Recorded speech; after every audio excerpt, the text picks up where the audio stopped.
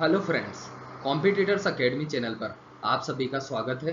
दोस्तों, आज की वीडियो काफ़ी इंपॉर्टेंट होने वाली है। इसमें हम टनल डिज़ाइन इंजीनियरिंग की क्या स्टेप्स होती है, क्या प्रोसीजर्स होते हैं, किस तरह से पूरी एक टनल का प्रोसेस होता है, टनल बनाई जाती है, शुरुआत से लेकर अंत तक क्या प्रोसीजर होता है, क्या क्या स्टेप्स होती हैं, उसके बारे में देखेंगे। तो दोस्तों, इस वीडियो के साथ एंड तक जुड़े रहिए। आपको अगर tunnel design engineer, tunnel expert बनना है या टनल पे एज अ साइट इंजीनियर काम करना है, तो आपको ये सब स्टेप्स से पता होनी चाहिए। या टनल की जो डिटेल्ड प्रोजेक्ट रिपोर्ट्स प्रिपेयर की जाती है जिन कंसल्टेंट कंपनीज में, तो अगर आपको इस तरह के क्षेत्र में काम करना है तो ये वीडियो काफ़ी हेल्पफुल होगी और आपको कई सारी चीज़ों के बारे में दोस्तों पता चलेगा यहाँ पे कि किस तरह से एक टनल इंजीनियर कितने तरीके के काम करता है और किस तरह से अलग अलग इंजीनियर्स का बहुत योगदान रहता है, चाहे वो स्ट्रक्चरल इंजीनियर हो, चाहे जियो टेक्निकल इंजीनियर हो, चाहे क्वालिटी इंजीनियर हो, चाहे क्वांटिटी एस्टिमेट करने वाला जो इंजीनियर होता है वो सब हो। तो अलग अलग आपको चीज़ों के बारे में पता चलेगा।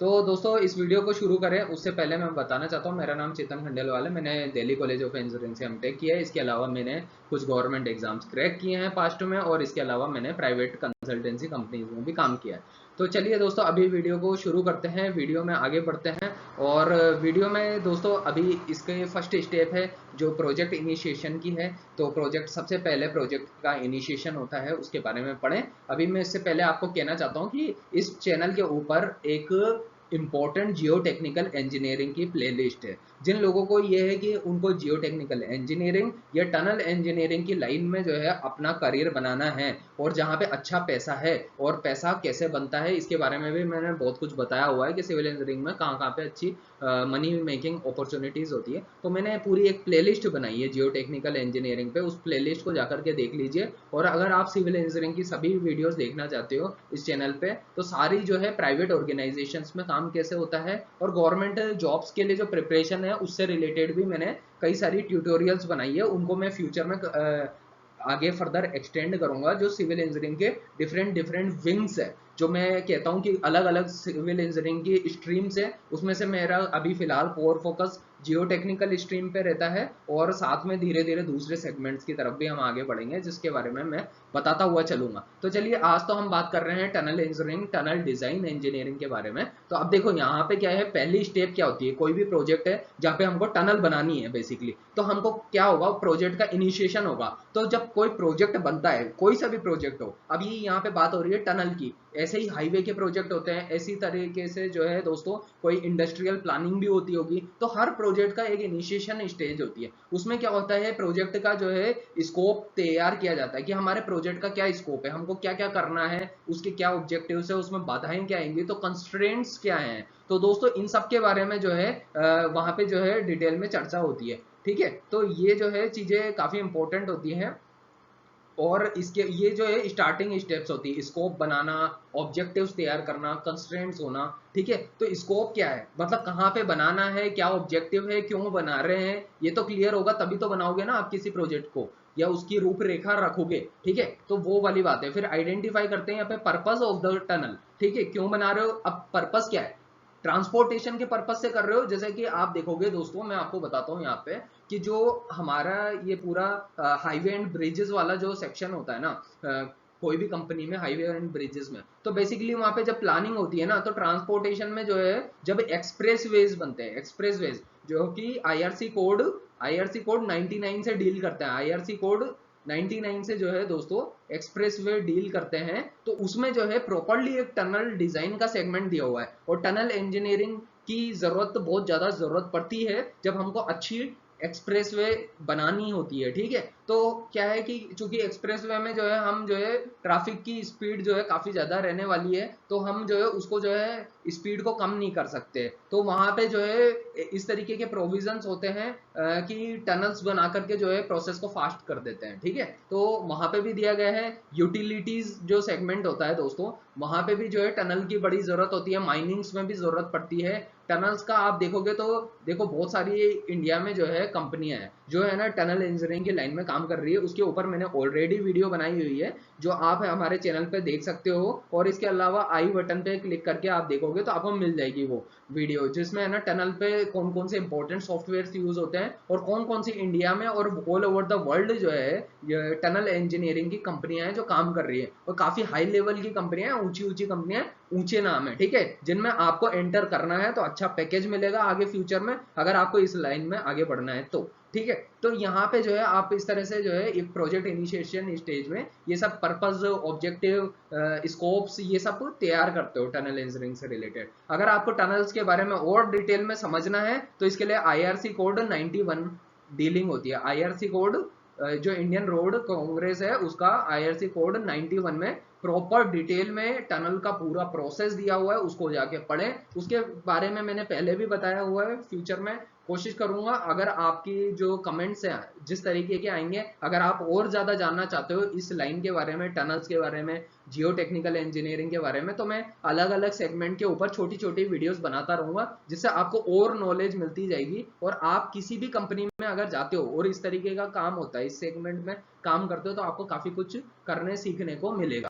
चलिए दोस्तों नेक्स्ट स्लाइड पे चलते हैं। इसमें जो है सेकंड स्टेप जो आती है प्रोजेक्ट इनिशिएशन के बाद प्रीलिमिनरी स्टडीज, ठीक है। तो ये प्रीलिमिनरी स्टडीज सर्वेज होते हैं जो कि किए जाते हैं। तो इससे क्या होता है, इससे पता चलता है कि फिजिबल है कि नहीं है प्रोजेक्ट, टनल बनाना फिजिबल है या नहीं है, मतलब बनाई जा सकती है या नहीं बनाई जा सकती है। तो उसके लिए क्या होगा, टेक्निकल स्टडीज होगी, उसके लिए इकोनॉमिक स्टडीज होगी, उसके लिए एनवायरमेंटल स्टडीज होगी। तो टेक्निकल में टेक्निकल पॉइंट ऑफ व्यू से देखेंगे, इकोनॉमिक में पैसों का हिसाब किताब देखेंगे कि भैया पैसा सही कम लग रहा है, सस्ते में काम हो रहा है, तो हमारे लिए टनल बनाना सूटेबल है, तो हम टनल की तरफ शिफ्ट हो जाएंगे।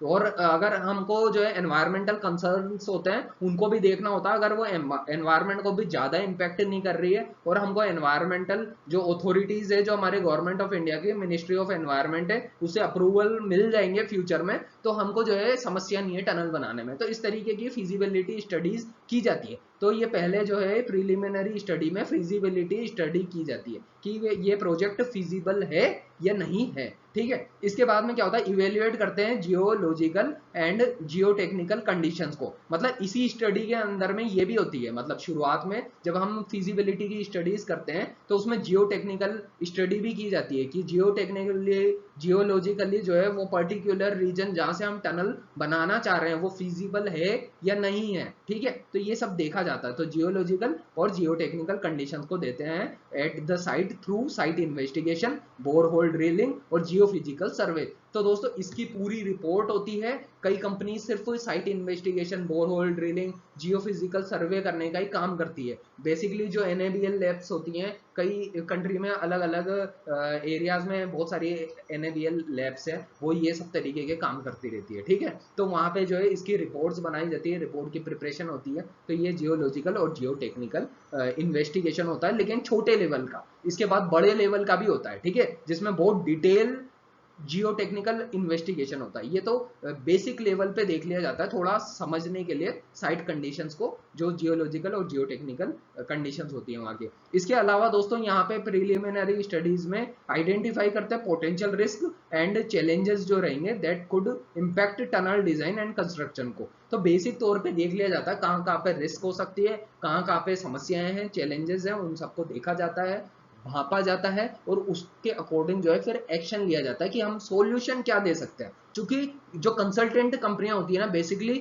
वो इस तरीके के सर्वेज और काम करती है, और उनका जो है फोकस यही रहता है कि हम कैसे सॉल्यूशन प्रोवाइड कर सकते हैं, ठीक है, कि कोई भी टेक्निकल चैलेंज है तो उसको कैसे समाप्त, मतलब प्रॉब्लम को सॉल्व कर सकते हैं हम, ठीक है। अब इसके बाद में कंसेप्चुअल डिजाइन स्टेज आती है। कंसेप्चुअल डिजाइन स्टेज ये थर्ड स्टेज है जैसे। तो कंसेप्चुअल डिजाइन स्टेज में दोस्तों टनल का अलाइनमेंट जो होता है उसको डिटरमाइन किया जाता है कि भाई टनल का अलाइनमेंट क्या रहेगा, कि टनल जो है इस तरीके से होकर के जाएगी, या टनल जो है थोड़ा सा इस तरीके से होकर के जाएगी, या फिर टनल जो है इस तरह से यूं करके जाएगी। तो मतलब जो है इस तरीके से अलाइनमेंट बनाया जाता है। ये मतलब 1 किलोमीटर की टनल है, ये पूरी 1 किलोमीटर की, तो इसके अलाइनमेंट हो गए। तो फिर वो जो है अलाइनमेंट रिपोर्ट बनती है, एक पूरी अलाइनमेंट रिपोर्ट बनती है। वो जो है हाईवेज में रोड्स के लिए भी बनती है, वैसे टनल में भी बनती है, ठीक है। तो वो जो है उसमें फीजिबिलिटी देखी जाती है कि कौन सी टनल का अलाइनमेंट जो है बेस्ट सूटेबल फीजिबल रहेगा, टेक्निकली, इकोनॉमिकली, एनवायरमेंटली,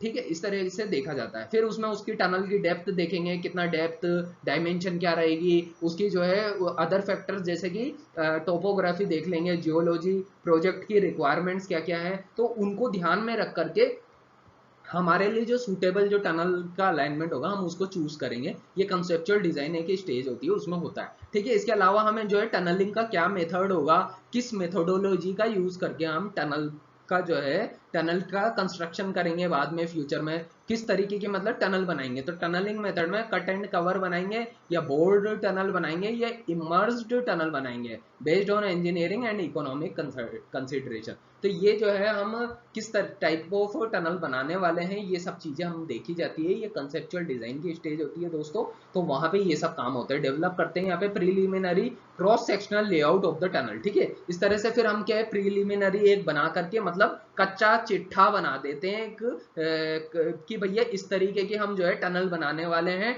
टनल की शेप जो है ऐसी अंडाकार होगी या कुछ होगी, मतलब सर्क्यूलर होगी प्रॉपर, या मतलब अंडे जैसी ऐसी कुछ होगी। मतलब इस तरह से जो है टनल की मेथोडोलॉजी थोड़ी बताई जाती है कि भाई कंसेप्चुअल डिजाइन है कि इस तरीके का मोटा मोटी तरीके से बनाया जाएगा, तो टनल्स बनाई जाएगी, ठीक है। ऐसा कुछ बताया जाता है इस स्टेज में, जो कंसेप्चुअल डिजाइन स्टेज होती है। देखो इसके बाद में क्या होता है, फिर एक्चुअल जब ये कंसेप्चुअल स्टेजेस होती है ना, पास हो जाती है। अब पास कौन करेगा, जो प्रोजेक्ट देता है। प्रोजेक्ट कौन देता है, प्रोजेक्ट देती है गवर्नमेंट की बड़ी बड़ी बॉडीज, जैसे पीडब्ल्यूडी होगी, ठीक है। पीडब्ल्यूडी के अलावा एनएचएआई होगी, ठीक है, जिनको बड़े बड़े काम करवाने हैं, ठीक है। तो वो एनएचएआई जो है वो क्लाइंट है, क्लाइंट होता है किसी प्राइवेट कंपनी का। ये जो प्राइवेट कंसल्टेंट कंपनियां होती है उनका क्लाइंट कौन है, ये एनएचएआई, पीडब्ल्यूडी, या कोई बड़ी बड़ी कंपनीज होती हैं। तो वो जो है छोटी कंपनियों को ये काम करने को दे देती है, उस तरीके से भी क्लाइंट होते हैं। तो वो क्या है, अब क्या है, जब कंसेप्चुअल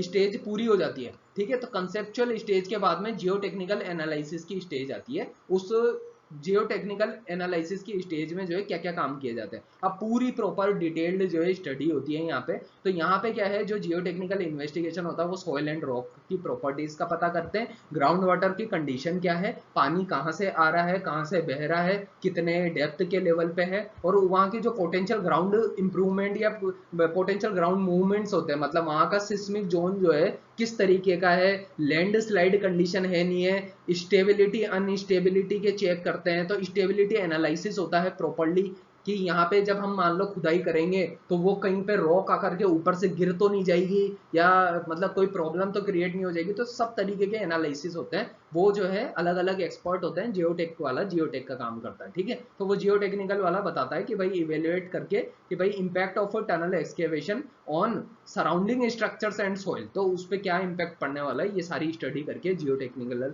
एनालिसिस होता है। क्योंकि एक्सकेवेशन करने के प्रोसेस में बहुत खर्चा होता है दोस्तों, और ये सब का बहुत ध्यान रखा जाता है। तो ये सब चीजें होती हैं, ठीक है। इसके बाद में स्ट्रक्चरल डिजाइन बनाई जाती है दोस्तों। बेसिक तौर पे जो पहले तो कंसेप्चुअल डिजाइन थी, अब जो है थोड़ा सा स्ट्रक्चरल डिजाइन होती है, जो बेहतर जो है उसकी क्या डायमेंशंस रहनी चाहिए बेसिक तौर पे बना ली जाती है, जो स्ट्रक्चरल डिजाइन होती है।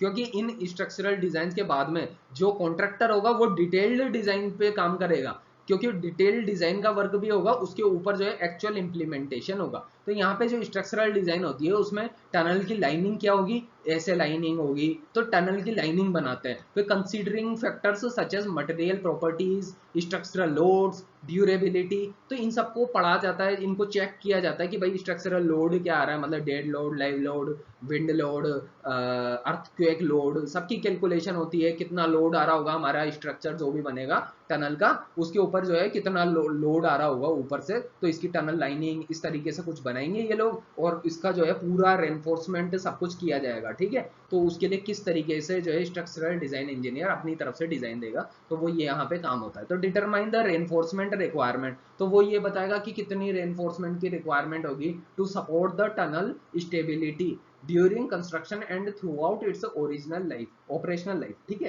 तो देखो दोस्तों यहाँ पे जो है पूरा प्रॉपर जो है रेनफोर्समेंट का, देखो एक स्ट्रक्चरल इंजीनियर का सबसे मेन काम यही होता है कि वो पूरा प्रॉपर रेनफोर्समेंट जो है और कंक्रीट का जो है किस तरीके से डिजाइन है उसको बना करके देता है, तो उसमें कितना सरिया लगेगा बेसिकली वो उसका काम है। ठीक है, तो वो पूरी उसकी डिजाइन करके देता है, उसका रेनफोर्समेंट रिक्वायरमेंट्स को जो है वो चेक करके देता है। तो यही जो है टनल में स्ट्रक्चरल डिजाइन इंजीनियर का काम होता है। ठीक है, कई बार ये काम जियो टेक्निकल डिजाइन इंजीनियर भी करते हैं, ऐसा कई कई ऑर्गेनाइजेशन में होता है। तो कई बार geotechnical structural design engineer type के भी इंजीनियर होते हैं, कुछ कुछ ऑर्गेनाइजेशन में होते हैं, कुछ में नहीं होते हैं, तो इस तरीके से चलता रहता है काम। अब देखो इसके बाद क्या होता है, सपोर्ट सिस्टम्स। ये सपोर्ट सिस्टम की स्टेज होती है, ये छठी इंपॉर्टेंट स्टेज है दोस्तों। इसमें क्या होता है, देखो सपोर्ट सिस्टम प्रोवाइड करना होता है यहाँ पे। देखो तुम काम जब काम शुरुआत कराई जाएगी तो उससे पहले इसका ये सब प्लानिंग स्टेज में हो रहा है, ये सपोर्ट सिस्टम बना करके देना, ये सब कॉन्ट्रैक्टर को बाद में दिया जाएगा। कॉन्ट्रैक्टर को तब दिया जाएगा NHAI को सबमिट होएगा, NHAI जो है टेंडर पास करेगा, फिर कॉन्ट्रैक्टर को पूरा ठेका मिलता है। ठीक है, ये सारा पूरा टनल बनवाने का काम अलग होता है और टनल के प्लानिंग का काम जो होता है ये किसी कंसल्टिंग कंपनी में हो रहा है अभी तक का काम। ठीक है, वही कंसल्टिंग कंपनी जो है सपोर्ट सिस्टम ये सब बना के दे रही है। ठीक है, अब वो क्या करेगी, वो टेम्पररी या परमानेंट सपोर्ट सिस्टम जो है बना करके देगी। ठीक है, कि भैया यहाँ पे जो है इस तरीके से टनल्स में जो है ये सपोर्ट सिस्टम्स जो है प्रोवाइड किए जाएंगे, और यहाँ पे सचेज रॉक बोल्ट हो गया, शॉर्टक्रीट हो गया, स्टील आर्चेज हो गया, ग्राउंड इंप्रूवमेंट टेक्निक हो गया, तो ये सब बना करके वो जो है पूरा सबमिशन होता है इसका सपोर्ट सिस्टम्स का। इसके ऊपर बहुत अच्छे से चैप्टर दिया हुआ है दोस्तों, अगर आप IRC कोड 91 को ढंग से पढ़ोगे तो आपको समझ में आएगा ये बात। ठीक है, अब देखो यहाँ पे इवेल्युएट करते हैं the need for additional measures like grouting, drainage and soil stabilisation. तो इनके ऊपर भी पूरी स्टडी करके जो है पूरा एनालिसिस करके बताया जाता है डिफरेंट डिफरेंट रिपोर्ट्स की के माध्यम से। नेक्स्ट इंपॉर्टेंट स्टेप दोस्तों सेफ्टी एंड वेंटिलेशन से रिलेटेड है। अब टनल्स में जो है सेफ्टी और वेंटिलेशन प्रोवाइड करना भी बहुत इंश्योर करना होता है यहाँ पे।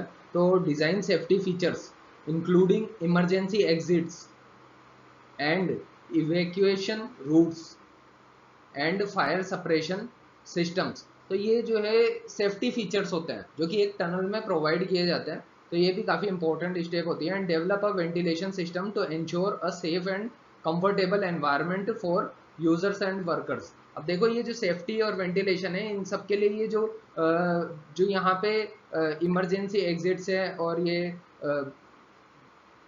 इवैक्यूएशन रूट्स हैं, ये सब की प्रॉपर डिजाइनिंग होती है। तो ये भी एक स्टेप होती है।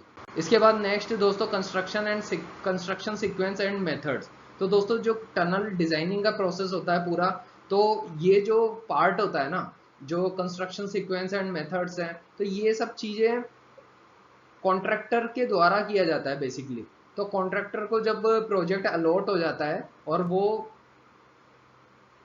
उसको NHAI के द्वारा टेंडर सैंक्शन हो जाता है, तो उसके बाद में जो है वो कंस्ट्रक्शन सीक्वेंस और मेथड्स जो होते हैं उनको फॉलो करता है। जैसे कि इसका प्रॉपर प्लान होता है, जैसे plan the construction sequence and methods considering factors like access points, tunnel segments, excavation processes. तो इसमें क्या है कि टनल की कहाँ से शुरुआत होगी और फिर जो है उसका जहां तक एंड होगा, तो उस पूरी जो लेंथ है, टनल की लेंथ है, उसको कई सेगमेंट्स में बांट दिया जाता है और धीरे धीरे उसका एक्सकेवेशन और उसका जो है कंस्ट्रक्शन प्रोसेस जो है चलता जाता है।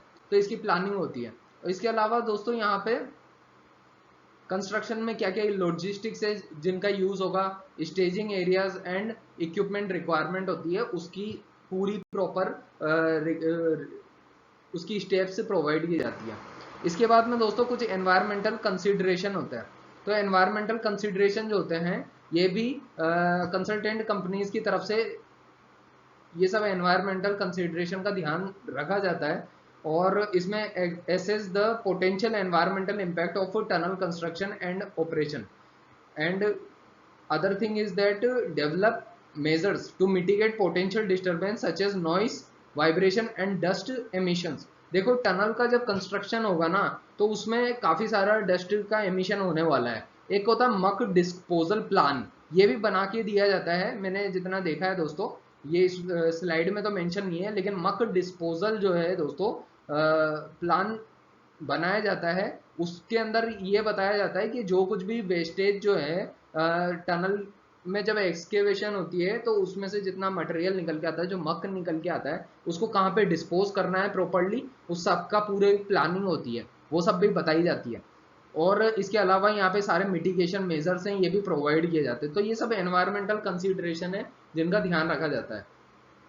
नेक्स्ट जो है दोस्तों इंपॉर्टेंट स्टेज होती है यहाँ पे कॉस्ट एस्टिमेशन एंड बजटिंग की। ये सारा जो प्रोसेस है बेसिकली अभी तक का ज्यादातर पोर्शन जो है दोस्तों एक कंसल्टेंट कंपनी के द्वारा ही किया जाता है, ठीक है। ये कॉस्ट का एस्टिमेशन करना, इसकी बजटिंग, क्योंकि देखो दोस्तों एनएचएआई के पास इतना टाइम नहीं है और एनएचएआई के पास इतने लोग नहीं है कि वो किसी प्रोजेक्ट का जो है प्रॉपर डीपीआर बना सके, और इतनी एक्सपर्टीज भी बहुत तरीके की नहीं होती है प्रॉपर उपलब्ध कि इंडिया में इतने सारे प्रोजेक्ट चल रहे हैं। तो वो जो है कंसल्टेंट कंपनीज को जो है काम दे देती है इस तरीके के। तो वो जो है प्रॉपर जो है कॉस्ट एस्टिमेट और उसका बजटिंग एनालिसिस करके देती है। अब चूंकि हम आज बात कर रहे हैं टनल जो डिजाइन का सेगमेंट है, इसमें किस तरीके से प्रोसीजर चलता है, तो उसमें जो है ये एक इंपॉर्टेंट स्टेप होती है कॉस्ट एस्टिमेशन एंड बजटिंग की भी।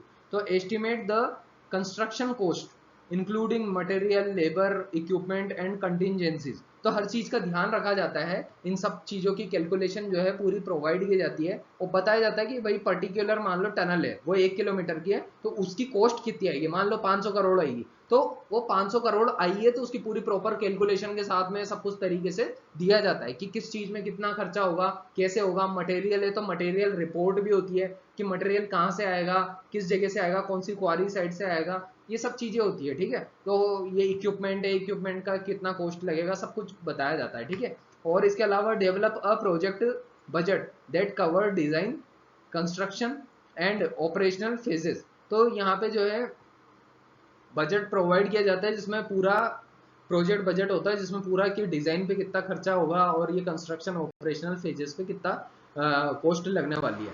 अब इसके बाद में दोस्तों कुछ रेगुलेटरी अप्रूवल्स होते हैं जो कि कंसल्टेंट कंपनीज की साइड से लिए जाते हैं। इसमें ऑब्टेन करते हैं ये necessary permits and approval for regulatory authorities and stakeholder. अब देखो ये कौन सी अथॉरिटीज होती है, बेसिकली एनवायरमेंटल कंसर्न होंगे तो एनवायरमेंटल बॉडी जो होगी गवर्नमेंट ऑफ इंडिया की, मिनिस्ट्री ऑफ एनवायरमेंट के अंडर में, उससे अप्रूवल लेंगे। और इसी तरीके से अगर वाटर रिसोर्सेज की बॉडी होगी तो उससे लेंगे। तो इन जियोलॉजिकल कोई अप्रूवल लेना होगा तो जियोलॉजिस्ट की जो ऑर्गेनाइजेशन है उनसे लेंगे। तो इस तरह से है ना, देखो और भी कई तरीके के होते हैं, जैसे लैंड एक्विजिशन, ये एक बहुत बड़ा डिपार्टमेंट होता है किसी कंसल्टेंट कंपनी में, ग्रुप्स में जो डीपीआर प्रिपेयर करती हैं। तो वहां पे भी जो है लैंड एक्विजिशन जो वाले एक्सपर्ट होते हैं, ठीक है, वो अपनी अपनी तरफ से जो है वो भी अप्रूवल लेते हैं अलग अलग गवर्नमेंट की बॉडीज से, ठीक है।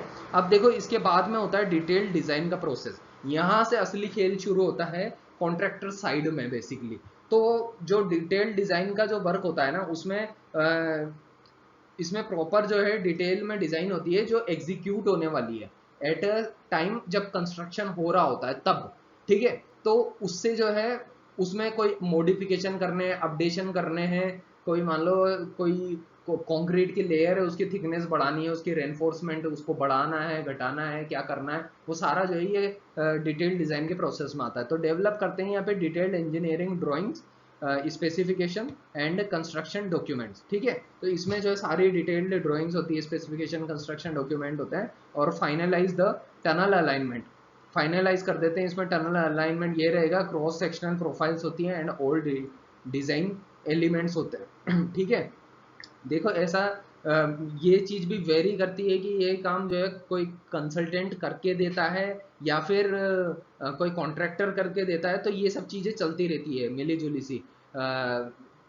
बेसिकली कई तरीके के कंसल्टेंट एक्सपर्ट भी जो है हायर किए जाते हैं कई ऑर्गेनाइजेशन के द्वारा। मान लो फॉर एग्जांपल पटेल इंजीनियर कोई बड़ा प्रोजेक्ट ले लेगा, तो उसको कोई चीज़ की डिज़ाइन करवानी है तो वो उसके लिए किसी छोटी कंसल्टेंट कंपनी से जो है बातचीत कर लेगा और वो जो है उसको डिज़ाइन बना करके देगी। इस तरीके से भी काम होते हैं ऑर्गेनाइजेशंस में। तो ये जो चीज़ें मैं बता रहा हूँ ये एक एक स्टेप है, ठीक है। ये जैसे लेकिन क्या है कि जब आप काम करोगे किसी ऑर्गेनाइजेशन में जाके तो आपको प्रॉपर वे में एक सीक्वेंस समझ में आएगा कि किस तरह से चीजें चल रही है, ठीक है। अब देखो इसके बाद कंस्ट्रक्शन का सुपरविजन होता है, ये कंस्ट्रक्शन सुपरविजन की भी एक स्टेज होती है। तो सुपरविजन के लिए जो है कई तरीके के इंजीनियर्स होते हैं। वो जैसे साइट इंजीनियर्स, क्वालिटी इंजीनियर्स होते हैं, वो क्वालिटी एश्योरेंस के प्लान होते हैं उनके, जो भी क्वालिटी एश्योरेंस करते हैं, या क्वालिटी कंट्रोल होता है, वो चीज़ों को चेक करते हैं कि भैया टेस्टिंग प्रॉपर हो रही है कि नहीं हो रही है। जो कंक्रीट साइट पे जो है प्लॉट किया जा रहा है ना, जहाँ जहाँ पे जिसका कंस्ट्रक्शन हो रहा है, तो उस सब का प्रॉपर प्रोसीजर हो रहा है कि नहीं हो रहा है, तो वो कंस्ट्रक्शन सुपरविजन होता है यहाँ पे। तो oversee the construction process ensuring that the design is implemented as plan, ठीक है, and address any unexpected challenges और मॉडिफिकेशन रिक्वायर्ड ड्यूरिंग कंस्ट्रक्शन। देखो होता क्या है कि देखो कोई कंसल्टेंट ग्रुप उसे होते हैं, तो मैंने जिस तरीके से देखा है वो ये है कि जो प्रोजेक्ट मैनेजमेंट कंसल्टेंसी होती हैं, ये कुछ इंजीनियर्स को हायर करके रखती हैं किसी पर्टिकुलर प्रोजेक्ट की प्रोफाइल के लिए। अगर मान लो वहाँ कोई प्रोजेक्ट है, कोई जम्मू कश्मीर में कोई प्रोजेक्ट है टनल का, उस पर काम होने वाला है, तो और वहाँ पे या हो रहा है, तो वहाँ पे जो है कुछ कंसल्टेंट इंजीनियर्स की ज़रूरत होगी जिनके पास डिग्री प्लस 10 साल का एक्सपीरियंस है, या 5 साल का स्पेशली टनल्स के एरिया में एक्सपीरियंस है। मतलब इस तरीके से उनकी कुछ प्रोफाइल होती है। उन लोगों को जो है हायर किया जाता है प्रोजेक्ट मैनेजमेंट कंसल्टेंसी की तरफ से, और वो जाकर के काम करते हैं चेक करने का सुपरविजन करते हैं। जो कॉन्ट्रैक्टर काम कर रहा होता है उसका सुपरविजन होता है। तो ये सब चीज़ें जो है कंस्ट्रक्शन सुपरविजन में चलती है, ठीक है। तो ये उसमें कोई अनएक्सपेक्टेड चैलेंजेस आ गए, कुछ चेंजेस आ रहे हैं, तो उन चीज़ों को जो है वो बंदा जो है इंश्योर करता है, जो साइट पे खड़ा होकर के काम करवा रहा होता है। अब देखो क्वालिटी कंट्रोल एंड टेस्टिंग के लिए क्वालिटी एश्योरेंस वाले होते हैं, तो क्वालिटी इंजीनियर भी बोला जाता है इनको, ठीक है। तो वो लोग जो है कंडक्ट करते हैं क्वालिटी कंट्रोल टेस्ट। तो कई तरीके के टेस्ट कंडक्ट करवाते हैं, कंक्रीट के क्यूब्स बनवाए जाते हैं, उनके टेस्ट होते हैं, ड्यूरेबिलिटी के टेस्ट होते हैं, बहुत तरीके के टेस्ट होते हैं, ठीक है। अलग अलग जो प्रोजेक्ट होते हैं, जैसे मान लो टनल इंजीनियरिंग से रिलेटेड जो एस्पेक्ट है उनको देखा जाएगा। ब्रिज होगा तो ब्रिज में ब्रिज की तरह से देखा जाएगा। ब्रिज में जो कंक्रीट की पोरिंग हो रही होती है, उसी कंक्रीट का जो है किस तरह से जो है उसकी प्रॉपर टेस्टिंग हो रही है नहीं हो रही है, इन चीज़ों को इंश्योर करने का काम क्वालिटी कंट्रोल का जो इंजीनियर होता है उसका होता है। तो ठीक है। तो कंस्ट्रक्शन मटेरियल एंड मेथड जो होता है इंश्योर करता है कंप्लायंस विद डिज़ाइन स्टैंडर्ड। तो जो डिज़ाइन के स्टैंडर्ड्स जो ड्राइंग्स में शीट्स में दिए गए हैं, उसके पास में जो है प्रॉपर प्लान होगा, उसके अकॉर्डिंग डिज़ाइन जो है वो प्रॉपरली इम्प्लीमेंट की जा रही है नहीं की जा रही है, ये सब चीज़ें इंश्योर की जाती है क्वालिटी कंट्रोल के द्वारा, ठीक है। तो क्वालिटी कंट्रोल एक्सपर्ट के द्वारा। तो monitor construction process to ensure the quality and integrity of the tunnel. अब देखो इसके बाद कमीशनिंग एंड हैंड ओवर होता है। तो कमीशनिंग एंड हैंड ओवर का जो स्टेज होता है, इसमें जो कॉन्ट्रैक्टर है वो अपना काम कर रहा है, उसको उसकी चेकिंग जो है कुछ इंजीनियर कर रहे होते हैं, वो प्रोजेक्ट मैनेजमेंट कंसल्टेंसी के इंजीनियर्स होते हैं। अब इस पूरे प्रोजेक्ट की अब धीरे धीरे करके कमीशनिंग और हैंड ओवर की स्टेज शुरू होती है, और इसके बाद में जो है फाइनली फिर क्लाइंट्स को भी जो है अपना सारा कुछ जो है पूरा प्रोजेक्ट को दे दिया जाता है। आफ्टर मेंटेनेंस का भी रहता है कुछ पोर्शन। तो यहाँ पे test and commission all systems, safety features and equipments. तो जो इक्विपमेंट्स होते हैं, सेफ्टी फीचर्स होते हैं, और जितने भी टेस्ट और कमीशन, उनको कमीशनिंग की जाती है, ठीक है। और प्रिपेयर किया जाता है documentation and as built drawings for the tunnel's operational phases. तो टनल के अलग अलग ऑपरेशनल फेजेस की ड्राइंग्स इन सब का सबमिशन होता रहता है रेगुलर बेसिस पे टू द क्लाइंट, ठीक है। क्लाइंट NHAI ही रहेगा, ठीक है। NHAI बड़ी बड़ी अथॉरिटीज होती है गवर्नमेंट की आमतौर पे। Operational and maintenance planning. अब ऑपरेशनल और मेंटेनेंस की प्लानिंग में क्या होता है कि ये डेवलप करते हैं plan for the tunnels operation, maintenance and routine inspection. देखो टनल बन गई, ये टनल का काम जो आखिरी दौर पे होगा, उसके बाद में मेंटेनेंस और उसका कैसे रूटीन इंस्पेक्शन हो, ये सब चीज़ों को भी प्रोवाइड किया जाता है। और यहाँ पे एस्टेब्लिश करते हैं मेंटेनेंस का स्केड्यूल कि कितने कितने टाइम में हम मेंटेनेंस करके देंगे गवर्नमेंट को, ये सब चीज़ें होती है वहाँ पे इंश्योर की जाती है, ठीक है। और protocols for addressing wear and tear over time. तो वहाँ पे ये सब वियर एंड टीयर सिचुएशन है, तो वो सब बताया जाता है। तो ये इस तरीके से कई तरीके के काम होते हैं टनल्स में। अब ये प्रोजेक्ट का क्लोजर स्टेज आ जाती है। देखो ये लास्ट स्टेज है, ये 17th नंबर का पॉइंट है ये, ठीक है, 17th नंबर का पॉइंट है। इसमें क्या है, मैंने कुल मिला के 17 पॉइंट्स में बताया है इसको। कोई बताने वाला इसको और ज्यादा पॉइंट में भी बता सकता है या और कम पॉइंट बना के भी बता सकता है इस पूरे प्रोसेस को। बट बेसिकली आपको मोटा मोटी अंडरस्टैंडिंग समझ में आनी चाहिए कि एक टनल का जो प्रोसेस होता है उसका डिजाइनिंग से लेके उसके एग्जीक्यूशन का वो किस तरीके से होता है। तो अब प्रोजेक्ट का क्लोजर होता है, प्रोजेक्ट बन चुका है, अब उसकी फाइनल रिपोर्ट्स जो होती है उस और उसकी जो ड्राइंग्स है और प्रोजेक्ट की क्लोज आउट डॉक्यूमेंट्स है, उन सबका सबमिशन होता है क्लाइंट को। तो और वो हैंड ओवर कर दिया जाता है क्लाइंट को। क्लाइंट इस काम को जो है फाइनलाइज कर देता है कि भाई काम कंप्लीट हो गया, प्रोजेक्ट कंप्लीट हो गया, मेंटेनेंस के भी सारे टास्क पूरे हो गए। तो उसके बाद में जो है जो जो भी एजेंसी होती है इस पूरे प्रोसेस को करवा रही थी, कंसल्टेंट कंपनीज, उनको उनका पैसा मिल जाता है। जो ठेकेदार हैं, जो कॉन्ट्रैक्टर्स हैं, उन सबको अपना पैसा मिल जाता है और प्रोजेक्ट जो है इस तरीके से एग्जीक्यूट कंप्लीटली हो जाता है और पूरा वो जो है क्लाइंट को सौंप दिया जाता है। तो ये पूरा अल्टीमेटली प्रोसेस था। अब आप इसके हर एक पॉइंट को और डिटेल में पढ़ सकते हो। जो आईआरसी का 91 कोड हुआ तो आपको टनल्स के बारे में ज़्यादा इंफॉर्मेशन मिल जाएगी। इसी तरह के आईआरसी 99 में आपको एक्सप्रेसवेज के बारे में इंफॉर्मेशन मिलेगी और उसमें ही जो है अंदर एक सेगमेंट दिया हुआ है टनल की डिजाइन्स को लेकर के, तो आप उसको भी पढ़ें। उससे आपको समझ में आएगा कि एक्सप्रेसवे बनते हैं तो किस तरह से टनल्स की जो है गाइडलाइंस होती हैं।